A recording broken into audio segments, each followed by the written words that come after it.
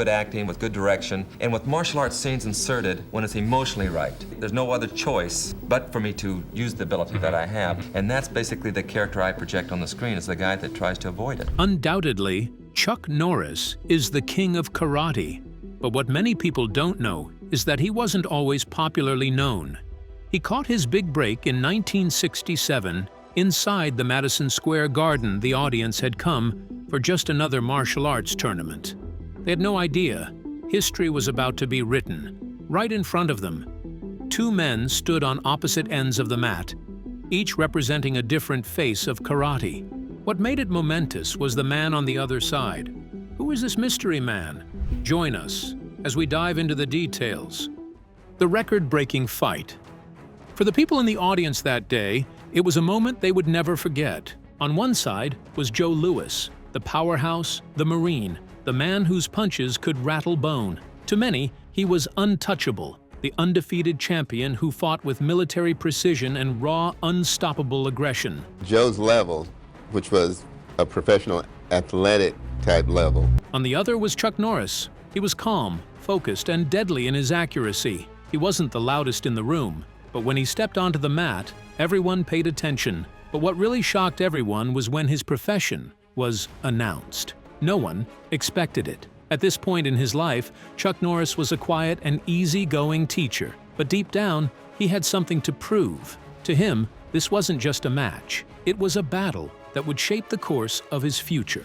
And what happened that night would not only crown a winner, but change the course of karate forever. Few people knew it then, but this single fight would set off a chain reaction, one that would launch Chuck Norris into martial arts stardom, reshape how Americans viewed karate, and ultimately lay the groundwork for the future of combat sports. The air at Madison Square Garden that night in 1967 was thick with excitement, the kind that only comes before something unforgettable. For the first time in American history, karate had reached the grand stage. This wasn't a small dojo tournament or a local sparring event. This was the All-American Karate Championship, the biggest martial arts spectacle the United States had ever seen. Under the blinding lights of the garden, reporters jostled for the best angles. Photographers loaded their cameras, ready to capture history in motion. Martial artists from every corner of the country, from Texas, California, New York, Virginia.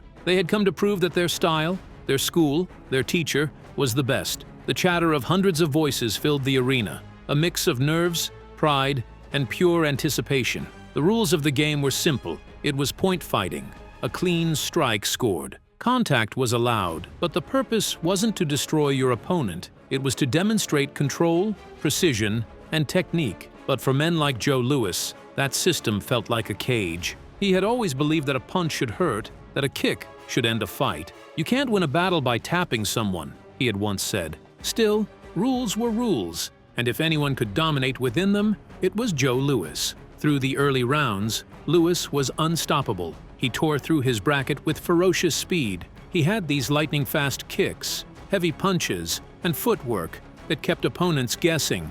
Every movement carried authority. When he fought, the crowd could feel it in their bones. He was power personified, raw, unrelenting, American-made. Meanwhile, Chuck Norris moved like a shadow. His approach was different. He didn't overwhelm his opponents, rather he dismantled them piece by piece. A quick feint here and a precise counter there. Every strike had purpose. He never wasted motion, never lost focus. If Louis was the thunder, Norris was the lightning that struck before you even heard it coming. As the rounds went on, the tension built. The crowd began to sense what was inevitable. These two men would likely meet on the opposite side L in the final by the semi-finals. It was almost certain. People began whispering. Some said Louis was going to crush him. Others felt Chuck Norris had an upper hand.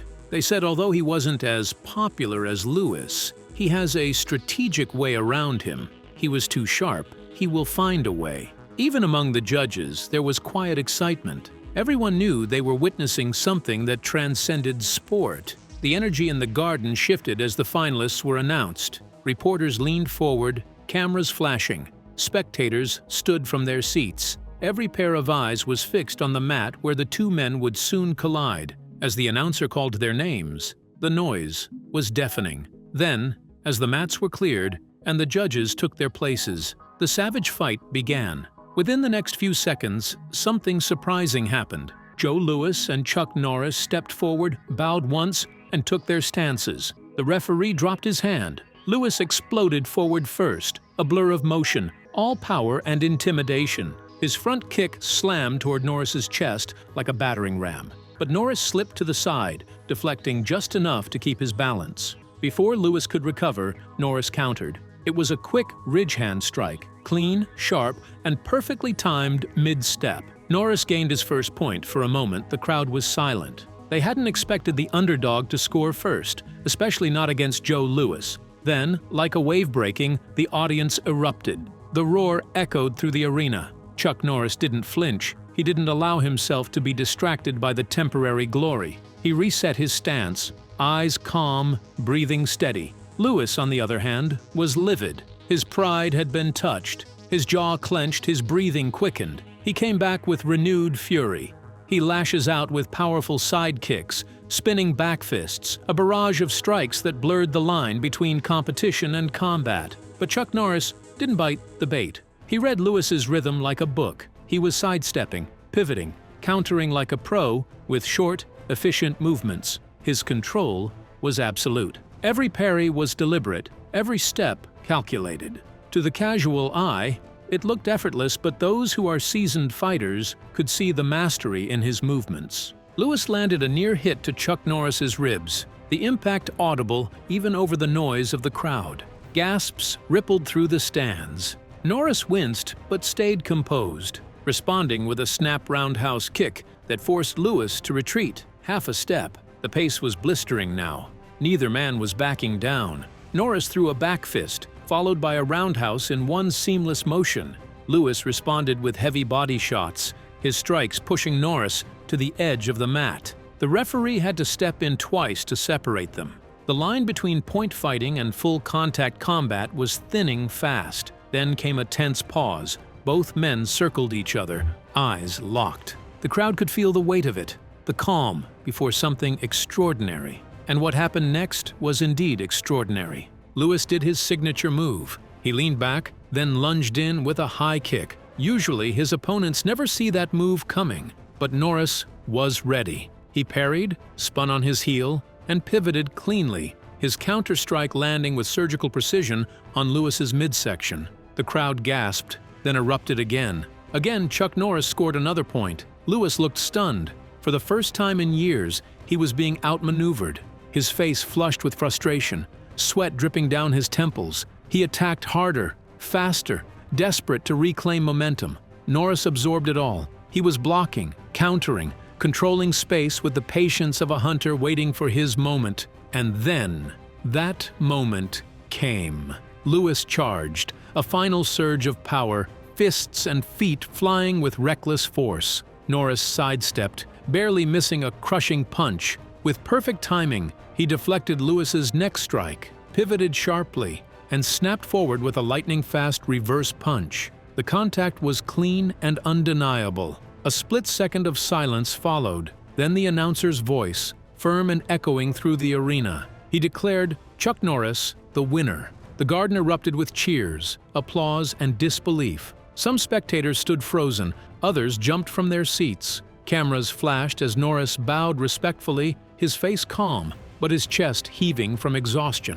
Across the mat, Joe Louis stood motionless, his pride wounded, as his mind replayed the final exchange over and over. He wasn't even angry anymore. It was as if the gravity of what had happened just hit him. He had been bested, not by brute strength, but by control, by patience, by discipline. For Chuck Norris, it wasn't just a victory. It was validation, hard proof that precision could triumph over power, that mastery of the mind could overcome the chaos of raw aggression. As the crowd's roar filled the Garden, Chuck Norris offered Louis a quiet nod, a gesture of respect between two warriors who had just redefined their sport. That day, at Madison Square Garden, karate itself had changed forever. Another question on the minds of karate fans was how Chuck Norris, who was relatively new, could defeat Joe Louis. To really understand that day, one needs to look back on what led Chuck Norris to that point in his life. The details on his life we are about to reveal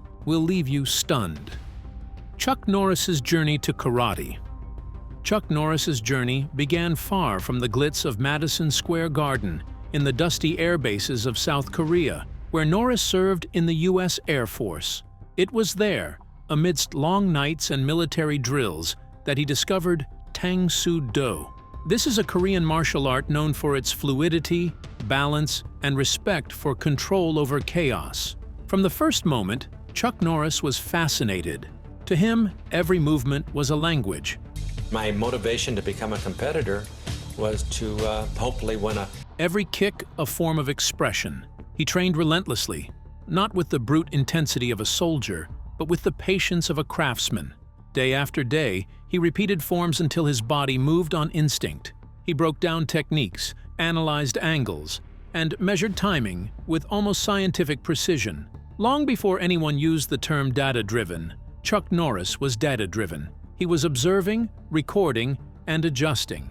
If Lewis was born to fight, Norris learned to fight, one calculated move at a time. Personality-wise, Chuck Norris couldn't have been more different from Joe Louis. He was humble, quiet, respectful, the kind of man who listened more than he spoke. Where others saw competition, Chuck Norris saw an opportunity to learn. Instead of craving attention, he searched for understanding. He once said, "I don't fight to destroy, I fight to perfect." His fighting style reflected that mindset. Every technique had purpose. He wasn't the fastest nor the strongest, but he was the most precise. He studied his opponents the way a chess player studies the board, always 3 moves ahead. Timing, distance, and adaptability were his weapons. And soon, his methodical approach began to pay off. Chuck Norris started to win, not through flashy moves or brute power, but through consistency and control. One victory led to another. Then came his first dojo, followed by another and another. By the mid-1960s, he had opened schools across California, quietly shaping a new generation of American martial artists. His reputation began to spread. He wasn't presenting himself as a showman. Rather, he was a teacher, a thinker, and a technician. The result was mind-blowing. No one could have imagined it. Hollywood began to take notice of him. Soon, Chuck Norris found himself training actors like Steve McQueen and Bob Barker, men who were captivated by his calm authority and meticulous precision. To them, he wasn't just an instructor, he was a master of patience and focus. Yet, despite his growing fame, many still underestimated him. He didn't have Lewis's explosive power or his intimidating presence. He wasn't the kind to shout or taunt. To the crowd, he was the quiet contender. To his peers, he was respected, but rarely feared. But beneath that calm exterior was a relentless strategist. Norris watched every tournament, every fight, studying Joe Louis's movements, the way he advanced, the rhythm of his strikes, even the moments between them. He noticed that Louis relied on intimidation, that he thrived when opponents froze under pressure. Norris, ever the student, decided he wouldn't freeze. He would adapt. If you'll sell these schools to us, we'll open up a chain of Chuck Norris karate schools nationwide. For months, leading up to the 1967 All-American Karate Championship, Chuck Norris trained like never before. He refined his counters, perfected his pivots, and drilled endlessly to maintain composure under fire. He wasn't preparing for just another tournament. He was preparing to take on Joe Louis. And so, when the All-American Karate Championship was announced, Chuck Norris knew this was the test he had been training for all his life. Before the world knew Chuck Norris, there was Joe Louis, the man who defined what it meant to be a champion. He wasn't just a fighter, he was a storm in human form. Every punch he threw carried the weight of discipline, aggression, and purpose. To many, he wasn't only the best, he was untouchable. Born in North Carolina, Joe Louis's path to greatness began in the U.S. Marine Corps. It was there, stationed in Okinawa, that he first encountered traditional Japanese karate. The style was Shorin-ryu, a discipline built on speed, precision, and lightning-fast counterattacks. But Louis saw something more. He saw a weapon. He trained relentlessly, pushing his body past exhaustion, determined to bring back what he learned and reshape it into something uniquely his own. When he returned to the United States, He wasn't just another black belt. He was a fighter forged in the strictest discipline of the Marines and hardened by Okinawan training. He believed that every match was a battlefield, that karate was about domination, not demonstration. He carried that energy like an electric charge. That's not all. Physically, he was a sight to behold. He has broad shoulders, explosive legs, and a glare that could unnerve even the most confident opponent. His movements were sharp and direct. No wasted effort, no hesitation. When Lewis attacked, he didn't inch forward, he blitzed. That blitz movement became his signature. He would ferociously rush and close distance with his opponent in an instant, overwhelming them before they could react. Most fighters never even saw the strike that scored one competitor, later described facing him as like standing in front of a tank. You see it coming, but you can't move fast enough to stop it. By 1966, Joe Louis had become a national phenomenon. The media couldn't get enough of him. The all-American Marine who'd turned karate into a spectacle of strength and precision. He dominated the U.S. Nationals, knocking out champion after champion with ruthless efficiency. His victories weren't just wins, they were statements. He was building an empire of intimidation. Other fighters whispered about his focus, his temper, and his raw intensity. To some, he was an inspiration. To others, he was terrifying. He carried himself with the kind of confidence that bordered on arrogance. Walking into tournaments knowing that most men were already beaten before the first punch, he trained like a soldier going to war, obsessively, endlessly, methodically. Every morning began with hours of drills, conditioning, and mental preparation. He once said, "The body obeys the mind. If your mind quits, you've already lost." That mindset, more than his muscles or speed, was what made him unstoppable. By the start of 1967, Joe Louis stood at the top of the American karate world. He was the face of modern martial arts, a symbol of dominance, discipline, and raw power. His name drew crowds. His presence demanded respect. His confidence was unshakable. Everyone saw him as unbeatable. To his peers, he was the man everyone measured themselves against. Even he saw himself as invincible. As he prepared for the All-American Karate Championship that year, there was only one thought in his mind: no one could touch me. But while Joe Louis was conquering the spotlight, another fighter was quietly building the tools to bring him down. The world of karate afterwards. Until that night in Madison Square Garden, karate in America had largely been seen as a contest of power, who could strike faster, harder, or with more aggression. But Chuck Norris's calm precision and disciplined movement revealed a new path forward.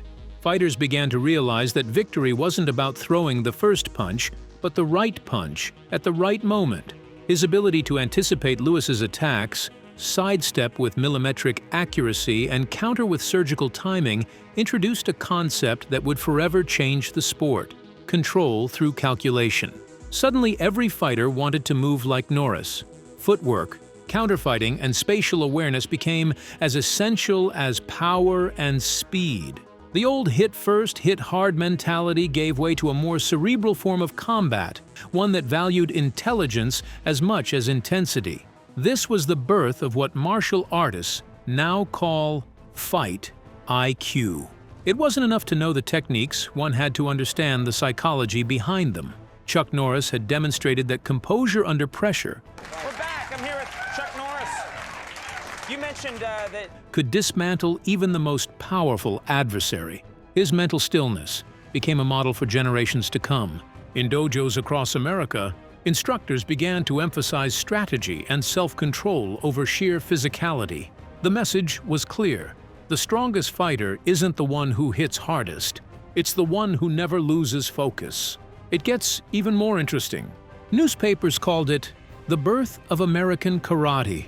From that time on, attendance at tournaments skyrocketed. Sponsors, promoters, and television networks began to take notice karate wasn't just a martial discipline anymore. It was becoming a recognized sport, with heroes, rivalries, and stories the public could rally behind. And at the center of it all stood two names that defined the era: Joe Louis and Chuck Norris. But perhaps the most lasting impact wasn't tactical or technical, it was emotional. Across the country, young fighters saw something in Chuck Norris that changed how they viewed themselves. You're not wrong, Lisa. Get this. Over summer, I got a call from the man, the megastar, the dead set legend that is Chuck Norris. I didn't believe him at first. He wasn't the biggest or the loudest. He didn't win through intimidation. He won through mastery. What do you think of Chuck Norris's breakthrough in karate that night at Madison Square Garden? Do you think his methods really changed the face of karate, as many people believe? We would love you to share your opinion in the comments section. If you enjoyed this video, make sure you like, share, and subscribe to the channel. Also, click the next video shown on your screen. You will enjoy it.